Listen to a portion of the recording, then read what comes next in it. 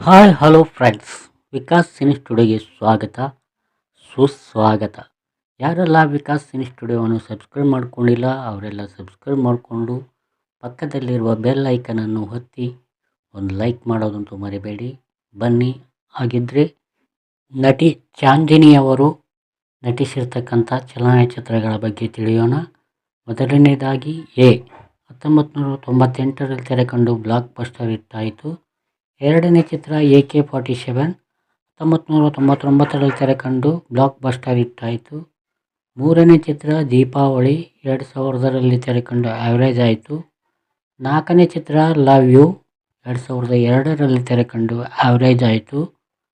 ಐದನೇ ಚಿತ್ರ ಕೈದಿ 2015ರಲ್ಲಿ ತೆರೆಕಂಡು ಆ್ಯಾವ್ರೇಜ್ ಆಯಿತು.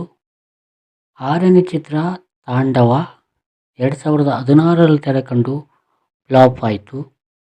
ನೋಡಿದ್ರಲ್ಲ ಫ್ರೆಂಡ್ಸ್, ಇವೆಲ್ಲ ನಟಿ ಚಾಂದಿನಿಯವರು ನಟಿಸಿರ್ತಕ್ಕಂಥ ಕನ್ನಡ ಚಲನಚಿತ್ರಗಳು. ಇವುಗಳಲ್ಲಿ ನಿಮಗೆ ತುಂಬ ಇಷ್ಟವಾದ ಚಲನಚಿತ್ರ ಯಾವುದೆಂದು ಕಮೆಂಟ್ ಬಾಕ್ಸ್ ಮೂಲಕ ತಿಳಿಸಿ. ಅಲ್ಲಿವರೆಗೂ ತಮ್ಮೆಲ್ಲರಿಗೂ ಧನ್ಯವಾದಗಳು.